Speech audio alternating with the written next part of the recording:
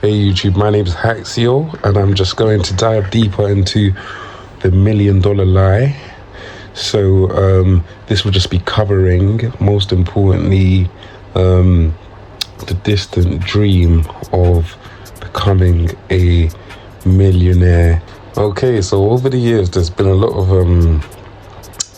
knowledge in regards to gambling and how it can actually have so much reward. So for example, I'm currently based in the UK, in which there's something called the National Lottery, and it promises one lucky winner to achieve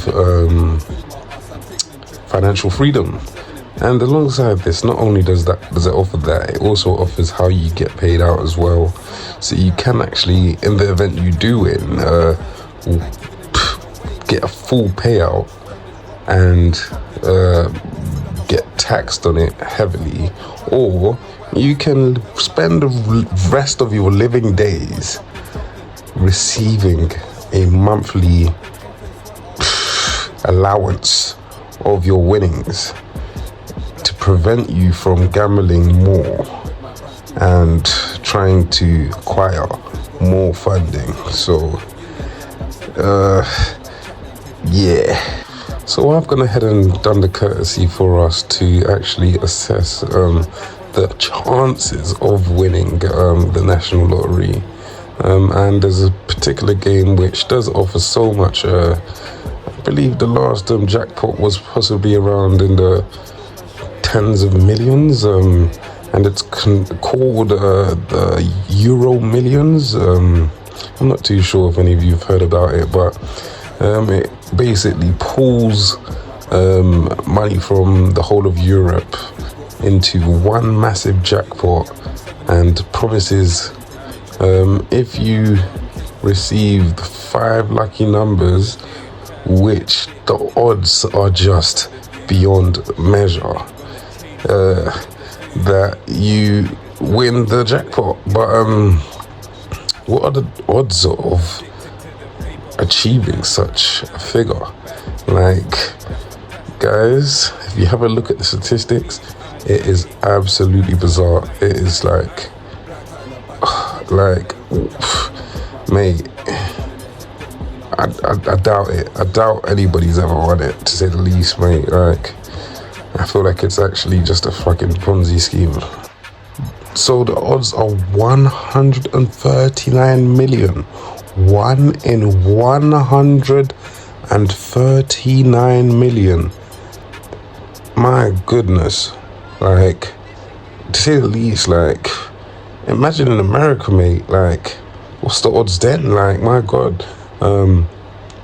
So it's such a distant dream, and it's like, what on earth makes people so addicted to trying to win this jackpot? Like, I'm not gonna be a complete hypocrite and act like I haven't gambled before, mate. I've gone bankrupt gambling, for goodness sake. It's actually been quite a devastating experience for me.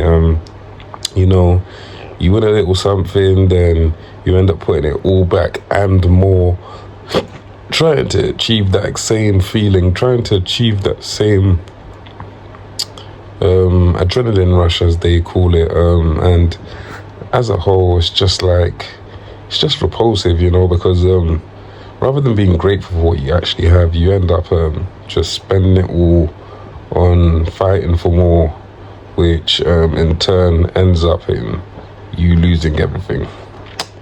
Yep, that's my life. But yeah, I've had to learn the hard way, and I feel like it's actually something that has to be spoken about, because many people must be going through the exact same thing, considering the fact that the statistics speak for itself. And I just thought I'd just shed some light on it, you know? So some may argue that it's actually greed which fuels gambling. To say the least, I've started to fathom that it's not greed. I feel like it's society's constructs as a whole. I think to myself that everybody's fighting to obviously achieve a better life as a whole, in which they'll be able to be financially free, and that has caused for a lot of people to take on gambling as a source of acquiring financial freedom. But little do the gamblers know that is far from what they may witness, because the odds aren't glorified enough. So when all is said and done, the ultimatum in terms of gambling is that it actually isn't very productive. You're better off just saving your pennies, mate. I'll be honest, completely. Like, you'd probably be better off, to say the least, considering that the statistics just state that it's not in your favor at all. You probably have better chances elsewhere in a different. Is gambling a sport? I wouldn't even consider it to be a sport. I consider it more to be an addiction. Yeah. But yeah, let me know what you guys think about it. And it was nice tuning in with you guys today. I just wanted to make sure I shedded some light on it. I do also think that we do need to start offering more support for gamblers. Not only do we have to offer help, like what did they consider it? Education and stuff of the sort.